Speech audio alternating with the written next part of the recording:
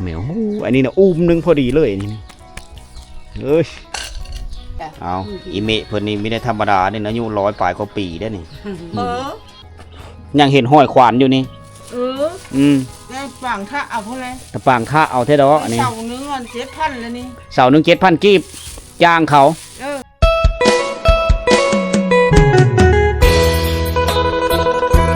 ทักทายสบายดีพ่อแม่พี่น้องสบายดี FC ทุกท่านที่กำลังติดตามนะครับชมนะการยินดีต้อนรับทุกคนเข้าสู่ชนบทลาวอีกมื้อนึงมื้อนี้บ่าวสิหอมได้เดินทางมาแต่ท่าแคะทุกคนเดินทางมาแต่เมืองหินบูนก็ใช้เวลาหลายมื้อเติบนะมื้อนี้เฮาได้เดินทางมาฮอดเขาเอิ้นว่าบ้านหน้ากระถางทงเมืองมหาไซแขวงขมนทุกคนเลยน่าจะเป็นดินแดนเผ่าผู้ไทยนะ เดี๋ยวมีฮู้ว่าหลังบ้านเฮิรนนี่กว้างเยอะซำเลยนะแต่ว่าฟังสำเนียงเสียงเว้าจากเขาเจ้าเอิ้นกันนี่นะคือซีเมนต์เผ่าผู้ไทยบ้านเฮาทุกคนเผ่าผู้ไทยที่พักผ้าอาศัยอยู่เขตเมืองมหาไซแขวงขมนเฮานี่นะฤดูกาลนี่กำลังละก้าวเข้าสู่ฤดูฝนพ่อแม่พี่น้องก็แต่ว่าอากาศช่วงนี้ร้อนได้เฮาเดินทางมาตะแดดมาโอ้เช้าพักมานำทางหลายร้อยกิโลเพื่อสิฮอดมานี่เฮาก็สิเดินทางเลาะไปเรื่อยๆเพราะละเฮาสิเดินทางตามเส้นทางแกงแปะก็ได้ห้ามเอารถขึ้นบักแล้วก็ห้ามมาแล้วก็สิมื้อนอนอยู่เมืองไซบ่ทองหรือเมืองวิระบุรีก็ละยับไปจนฮอดแขวงสวรรณเขตเฮาเองบรรยากาศยามแรงๆทุกคนเลยเฮาเดินทางมาเอารูปภาพบรรยากาศมาฝากพ่อแม่พี่น้องเฮาตามเคยบุญก่อนผู้ผาป่าดงผู้เดินเส้นทางที่เจ้าเฮามาผู้ละนำไปเรื่อยๆก็จะฮอดบ้านผาโค้งบ้านปะกล้วยทงแล้วก็เฮาเสื้อเทศบาลเมืองไซบ่ทองแขวงขมนทุกคนเลยนะเบิ่งกว่าเขาเจ้าเฮ็ดหื่นงามได้แถวนี้กำลังสร้างสาพัฒนาเฮือนซานบ้านช่องมุกสไตล์โมเดิร์นทั้งหมดเขาเจ้าแถวนี้กำลังมุ่งเฮือนอยู่ก็มีแห้งแรงเนาะไม่มีห้องน้ำเนาะ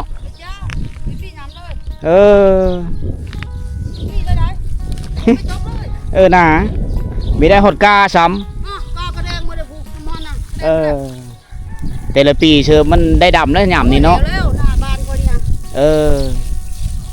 ปีนี้ฝนแห้งแรงฝนไม่ตกเฮ็ดไห้เฮ็ดหน้าหญ้าแล้วปีนี้พุ่นแรกมันสิท่าห้ามบัดกิ้วเกิน11พุ่นแรกยังดำเท่ากันเยอะเนาะยังคือมันจะคือฤดูกาลมันฝนตกเฮ้ยฝนตกจังดำจังเอฟบ้านหน้ากระถางทง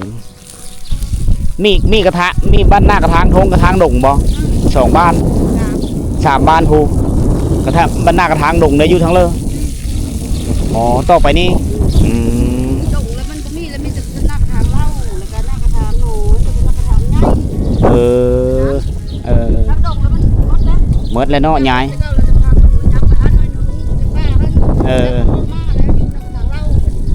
อยู่หน้ากระถางเล่าเสื้อใดมาทุนได้เสื้อใดมาแต่เฮิรนคุณนาผาตั้งจุกเกออยู่นี่เป็นธรรมชาติที่งาม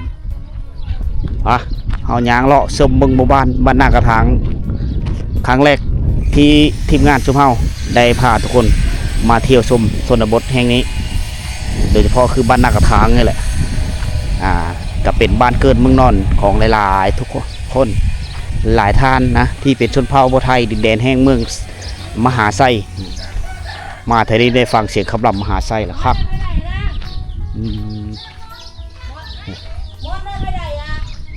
แถวนี้ก็จะปลูกผักหลายนะโหผักบูหอยสับลาบนี่เขาจะเอาไว้ขายโหมันโหขี่รถไฟฟ้าได้แถวนี้นะบ่เสาเหินนี่เบิ่งดูนี่เบิ่งเสาเฮิรน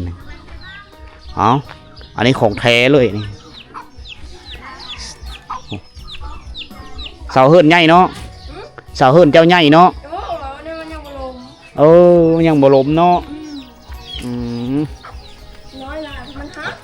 อย่ามันล้มอย่ามันหักไอ้หน้าชี้ชิป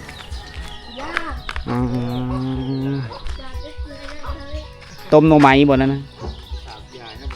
ผู้สาวขี้อายบ่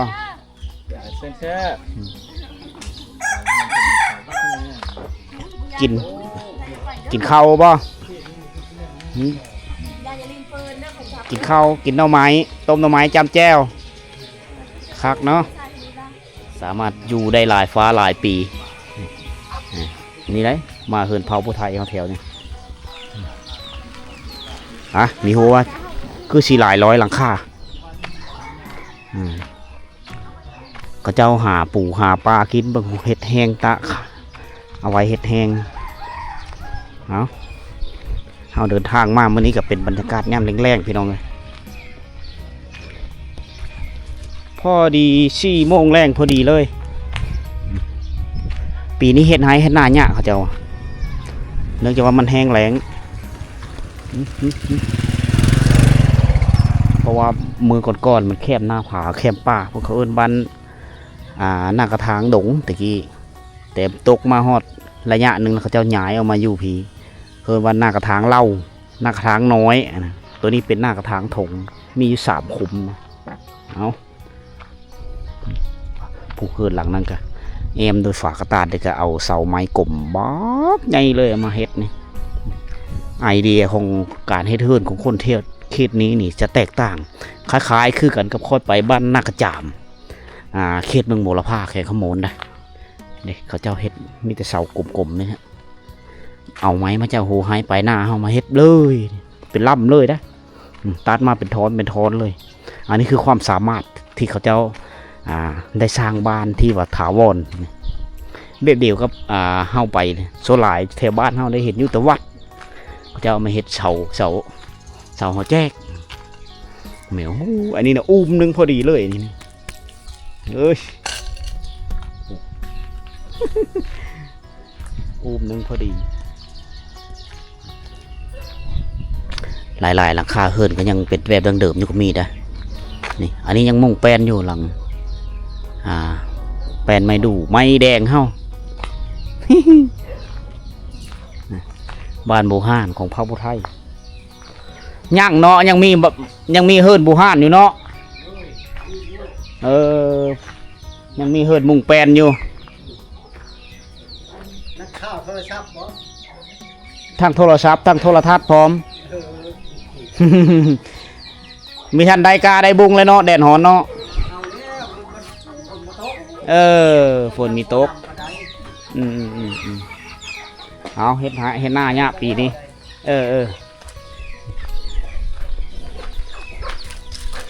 บรรยากาศยามแรงเขาเจ้ากะนึ่งข้าวนึ่งน้ำปุดเฮ็ดบ่มไม้เสาไม้เขาเจ้าเก็บมาหมดแม่นหมดเลย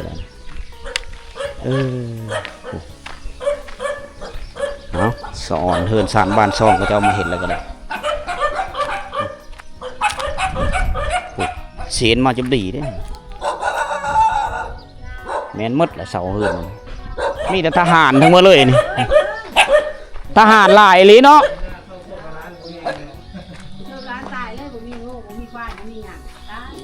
อ๋อตัวนี้เฮินดังเดิมเฮินขางชอดยังมี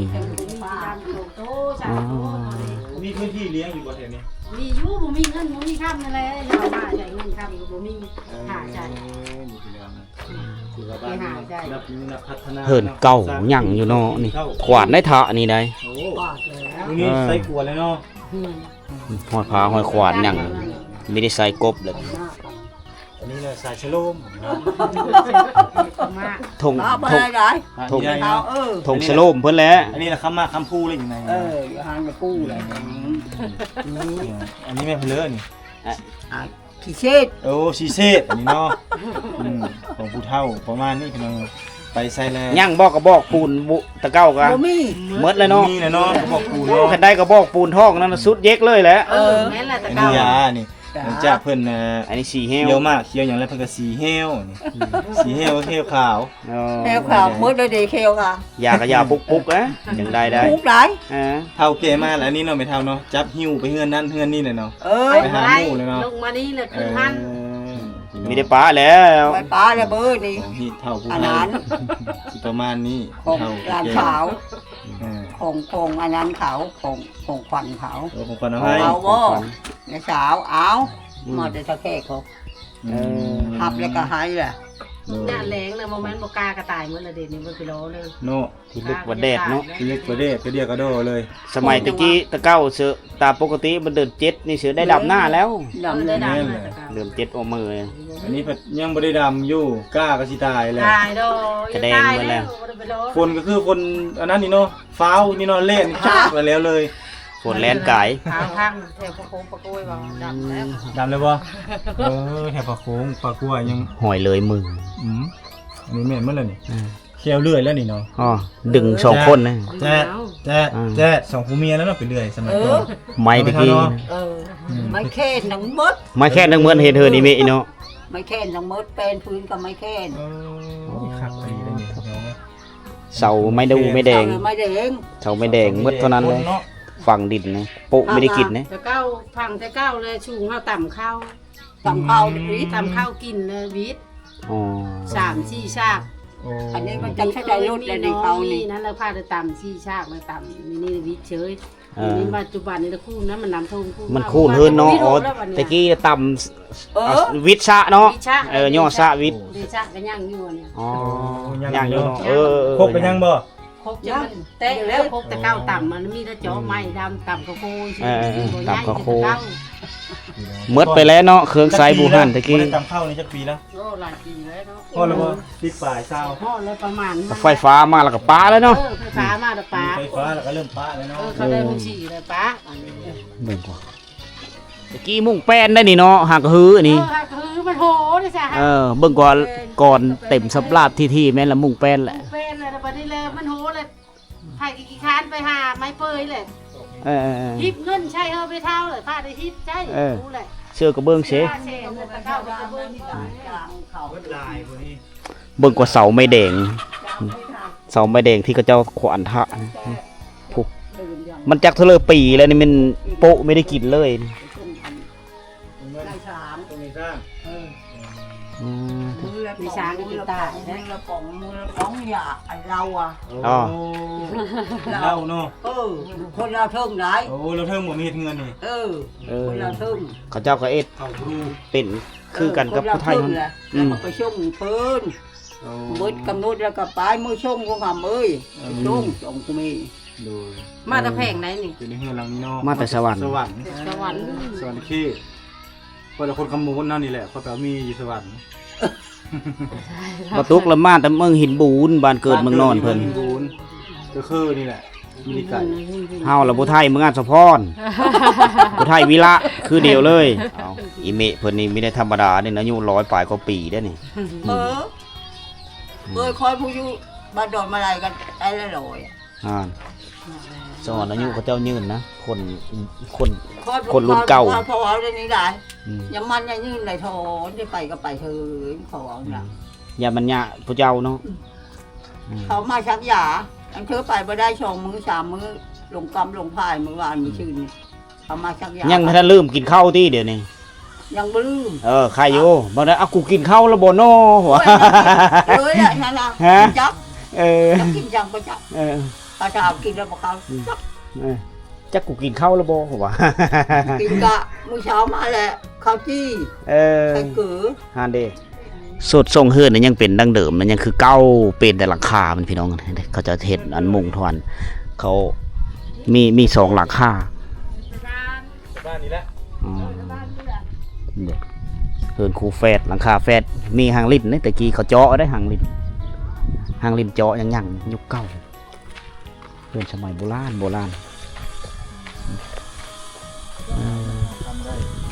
เอาดิเห็นยังเป็นยังหมู่เป็นอันนี้จะเป็นทิศตะวันตกของหมู่บ้านนะจะมีเส้นทางออกไปให้ไปโซนเขาไปหน้าเขามีหลักเครือข่ายสัญญาณโทรศัพท์อยู่นี่เลยตั้งเถลออยู่นี่แหละ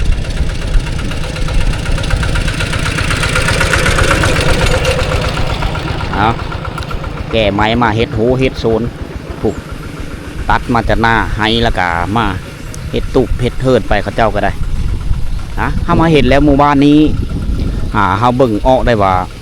นับแต่เสาเฮิรนเขาเจ้านี่ครูอยู่แถวนี้เขามางมาแต่เฮิรนเก่าแก่เขาเป็นบ้านดังเดิมละอยู่ในของเขตเมืองมหาไซทุกคนแต่ว่าเป็นชนเผ่าโบไทยนะกกเขาเล่ากอเขาเจ้านี่พูดแหละเขาเจ้าว่ามาตะบันนามะเกือ ขีมินนะนำมาเกิดหินซิ่วพุ่นละทุกคนมาจากเมืองอัศพรพุ่นใดแม่เฒ่าผู้อายุ100 ปีนั่นก็มาแต่พุ่นพี่น้องเราอยู่มาแต่เมืองมันนำมาเกิดอันนี้จะเป็นวัดว่ารามนะกุฏิอันนั้นหอกองอันนี้ก็หัวแจกเขาเจ้าจะเฮ็ดเป็นชั้นนี่แหละในสมัยตะกี้จะมุ่งโดยแป้นตกมาฮอดยุคปัจจุบันเพิ่นกับมุ่งกับเบิงละแต่ว่าสดส่งออกไปก็คือยุคบุหานเลยเป็นวัดไอ้มาเฮิรนบุหานเก่าแก่ยังหลายแถวนี่พาพ่อแม่พี่น้องเที่ยวชมเบิ่งหมู่บ้านเก่าแก่บ้านดังเดิมบ้านบุหานเบิ่งกว่าเราเขายังมุงเป็นแต่มันก็คอยสุดโทรมไปนะเป็นเนี่ยนี่2 ปีนี่มีเห็นละเขาเจ้ากำมังไปเฮ็ดไม้เขาเจ้าน่าจะย้ายเอาไปอยู่แคมป์ทางบ่นี่สุดโทรมแห้งนี่เด้อคันไดแบบเดิมๆนะนี่มีคนอยู่แล้วพี่น้องเป็นเฮือนหางแล้วเขาเจ้าย้ายไปอยู่บนไม้คานกระปุกเฮือนหลังไม้ท่าทันสมัยน้ำมือแล้วพี่น้องยามนี้นี่บรรยากาศในหมู่บ้านยังเงียบแต่เวลาเราไปบ้านชนบทของชนเผ่าผู้ไทยนับแต่เรามาทางเมืองบุรพาบ่หรือทางเมืองไซบัวทองบ่เรามาบรรยากาศกลางหมู่บ้านจะเงียบได้หน่อยนึงเพราะว่าเขาเจ้านี่อยู่กับไหอยู่กับหน้าบุกกับสวนมันต้นฉะนั้นกลางหมู่บ้านก็อยู่กับมีหลายไปเลยนะเอาเป็นเลิกก็ตามทุกคนเลยสิพาพ่อแม่พี่น้องยางเที่ยวชมหมู่บ้านเอาเจนี่ก็หลายหลังคาเฮือนนะประมาณ100 ป่ายหรือ200หลังคาเฮือนบ้านตั้งติดกันเลยนะเฮือนมุงเป็นย่างเตลือแต่เป็นเฮือนโคพระเจ้ามีท้าแห้งหลายสิ่งหลายอย่างแล้วมีรถไถมีไฟฟ้าใสมีสัญญาณโทรศัพท์เงินไขเพียงพอทุกสิ่งทุกอย่างแต่ว่าสิ่งที่มีเพียงพอนั้นก็คือขาดเขินได้ก็คือทางด้านงบประมาณในการหาเงินนะค้ำสร้างสาบ้านเฮิรนนะก็ยังมีเพียงพอบางคนก็ยังอยู่ได้ยังได้อยู่เฮิรนแบบดั้งเดิมอยู่มีผู้ผาตั้งทะเลอยู่เป็นใจกลางของหมู่บ้านเลยทุกคนคันใดเฮิรนชนเผ่าผู้ไทยนี่เวลาเขาเจ้ามีอยู่เฮิรนแล้วเขาเจ้าจะงะไว้แล้วเขาจะเห็นดอกไม้ติดอยู่ในหัวคันไดเพราะว่าวันศีลมันล่ะครับศีล15 ศีล8เขาเจ้าจะบูชาหัวคันไดมันคือประเพณีของผู้ไทยเขาเด็กเฮิรนโบราณเฮิรนเก่าแก่หลายแถวนี้โดยเฉพาะคือเรา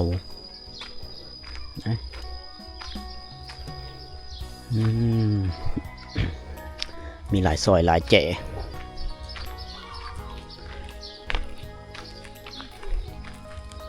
ขายเครื่องขายขนมน้อย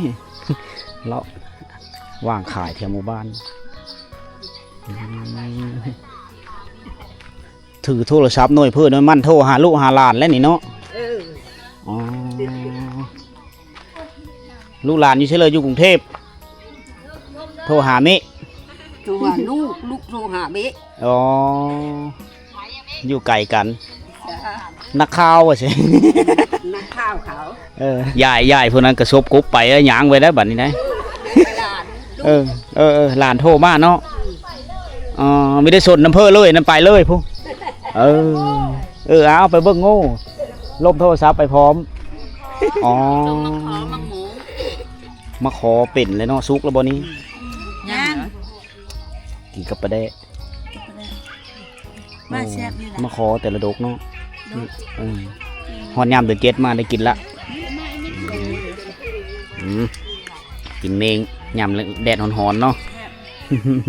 ฝนก็มีตกจากเธอฮอนก็ฮอนเบื่อเพื่อนก็เจ้าหนึ่งเพื่อนดังเดิม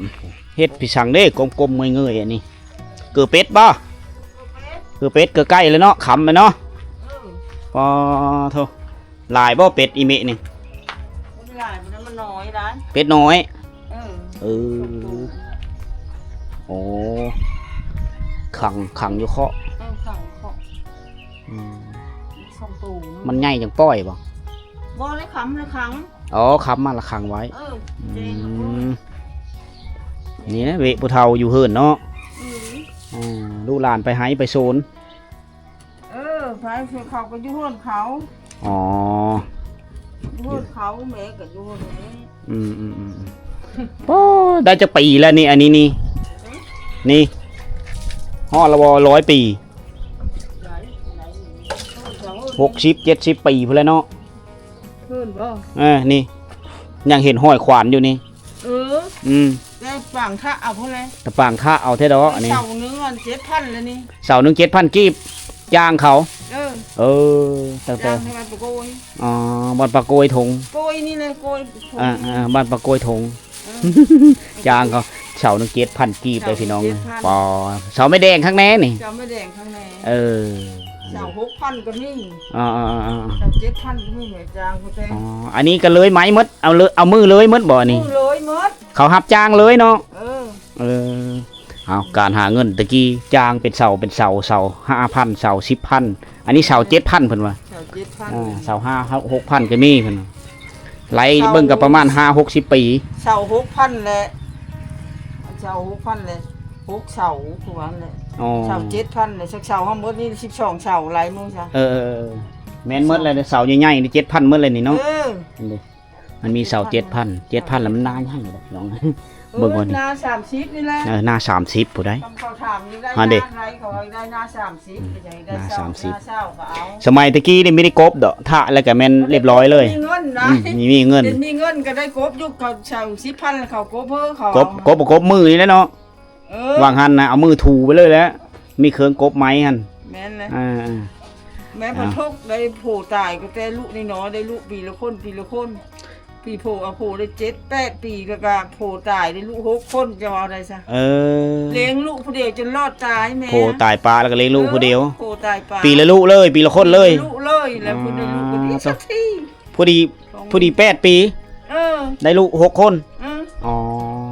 ได้ลูก ก็ตายเลยซะ โผตายปลาก็เลี้ยงลูกผู้เดียว เลี้ยงลูกผู้เดียวจักทุกไข่ควายได้ไข่หน้านี่ไข่ควายนี่เลยหลานถ่ายเฮ้หลานมาถ่ายเฮ้2-3 ปีจนลูกเยอะเนาะ3 ปีแล้วก็ลูกใหญ่นี่เลยลูกถ่ายบันนั่นนะนี่ชัดทุกอยู่ลูกแล้วได้ลูก6 คนละใครอยู่บัดเขาเยอะเลยก็เป็นตีนเป็นมือเขาแล้วได้เอ็ดแทนพอแทนคนนี้มันอยู่กลางวันที่ไปที่ไหนนี่นะเฮาเลาะเที่ยวหมู่บ้านเลาะไปเลยมาแต่สวรรค์ผู้ใดบ่แม่นบ่ซะลูกนี่เห็นในคลิปนี่บ่แม่นล่ะ แม่ติดตามอยู่ได้เบิ่งในโทรศัพท์บ่เห็นผู้ไปทางอันบ้านเพียงว่าบ้านเก่าฮะพี่มึงยังว่าแถวพูดแล้วแถวเซโปนเมืองพีนแล้วแถวตะโอ้ยพุ่นละแม่เห็นหมดหาได้บ้านหางคนหนีปะบ่มีคนอยู่ปะเห็นอีแม่นี่บ้านเกิดเมืองนอนอยู่นี่เลยบ่เกิดเมืองนอนอยู่นี่เลยเสียงเว้านี่เยอะสำเนียงเยอะอ้อแถวกุดหินเมืองเฮาเนาะแถวอัศพรคล้ายๆคือกันสำเนียงอยู่นี่ใหญ่อยู่นี่เท่าอยู่นี่บ่ได้ย้ายไปไหนเลยคล้ายๆสำเนียงจะคือสิอ้อไทยบ้านอันผู้ไทยบ้านกุดหินแถวเมืองอัศพรคือเดี๋ยวจังว่าคล้ายๆคือกันตาเห็นแจ้งมีเห็นแจ้งอันนั้นยังไซอยู่บอกกระเบนนึงก็ดิใส่อยู่แล้วกระเบนช่วยควายเข้าเนาะช่วยเข้าอยู่เดียวลูกนี่ไปทางเลิศเมิดบัดนี่เขาก็อยู่ห้นเขาเกิดครอบเกิดโคละย้ายไอ้แม่อยู่ผู้เดียวบัดนี่อยู่ผู้เดียวบัดมีผู้มาอยู่น้ำบอกกลางคืนกันบ่เลยอยู่ผู้เดียวเลยเข้ากับน้ำแล้วเขามาส่งเฮ้อบ่เข้ากับแม่นึงกินแม่นึงกินเองหาอยู่หากินผู้เดียวหากินกับลูกซื้อแล้วก็ลูกมาส่งเฮ้อแล้วเฮ็ดกินเองโดยเอาใส่เพิ่นก็เกิดครอบครัวเพิ่มมันแล้วเนาะลูกก็จะเฮออยู่นำเขาแล้วแม่บ่อยู่เฮินแม่แต่เกิดมาแล้วแม่อยู่เฮินนี่แหละแม่บ่ยังย้าย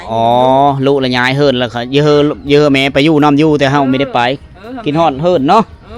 เฮินเก่าเฮินแก่เฮินเฮินเก่าเฮินแก่เฮินมูล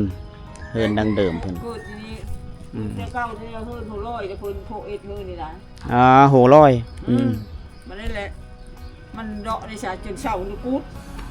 กุดเลยแม่ท่ายเสาไม้ได้นี่ได้เอ็ดนะ อ๋อถ่ายเสาไม้โดยย้ายแต่เฮิร์นอันนี้นะยังอยู่นู่นขอแม่พาอยู่นี่ โดยขอบมุกขอบเจอหลายๆอยู่ดีมีแห้งเนอะขอบใจหลายมาแต่หน้าบ่จะกินเฮานี่ มาแต่ให้ โอ้ไปให้เนาะเฮ็ดสวนมันบ่โอ้มาฮอดกิน ได้เพื่อกินแล้วกิน เขาอันนี้ยังไม่ได้กินเฮ็ดก่อน กินข้าวตะเวนลีโน่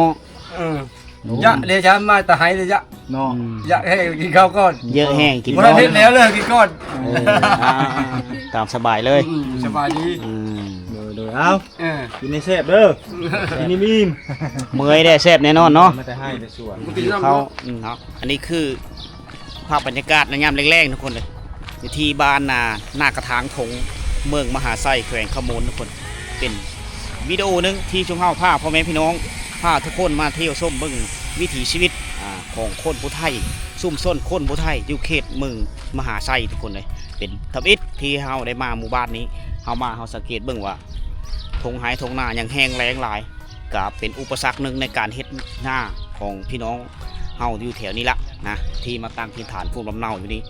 งามธรรมชาติภูผาหินอ้อมหอบทุกคนทงนา